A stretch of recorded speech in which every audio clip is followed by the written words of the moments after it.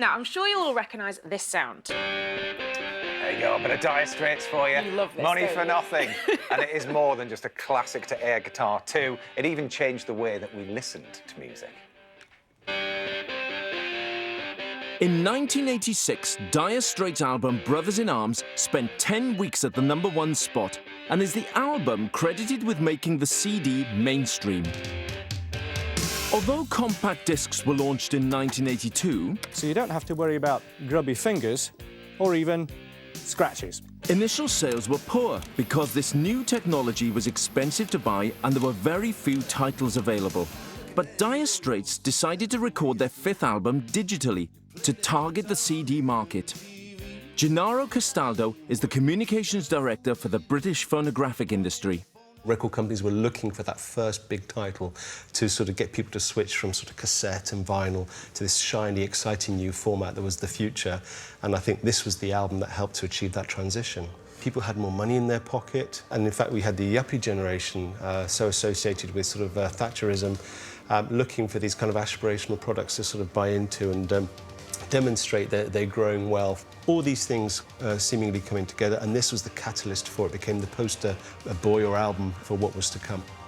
But it wasn't just the crisp sound reproduction that made the album a success. It was the music. And there's a signature sound on one of the riffs in particular that captured the public's imagination. The track was Money for Nothing.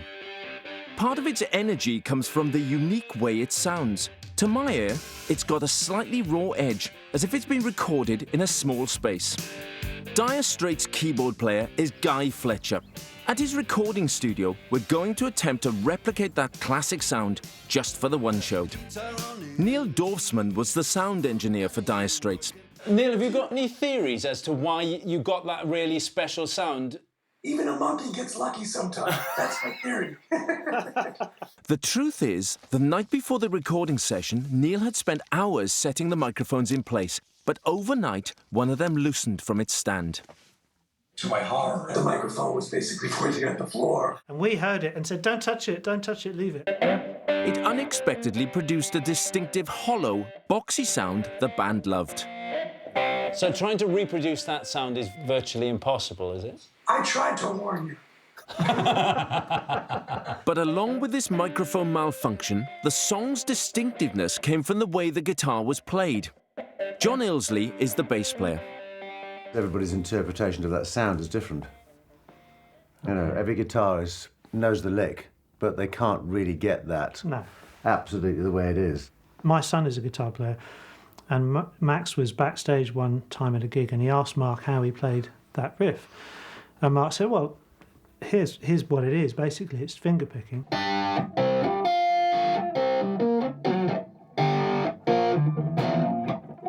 See, there's so much more.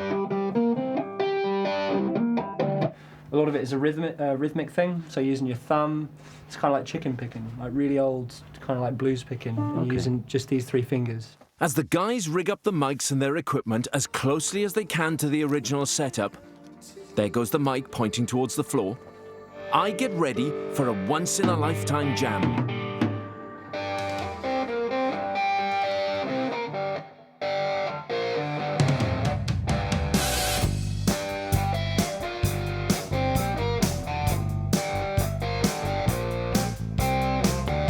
Money for Nothing combines rock distortion, finger picking, and a really catchy hook.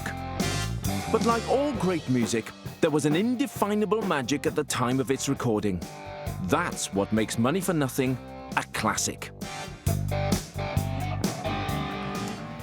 Got all the mics pointing at the floor now in here. Let's hear the difference in the sound. And BBC Music want to celebrate your local music legends by putting up official blue plaques like this one here for BBC Music Day. That's a cardboard version. It's not going to look exactly like this. But anyway, they won your nominations for buildings and places that have played a major part in music heritage, such as artists' homes and classic venues. You can nominate until midnight this Sunday, and then the plaques will be unveiled, the real ones, in June. All the details are on the website.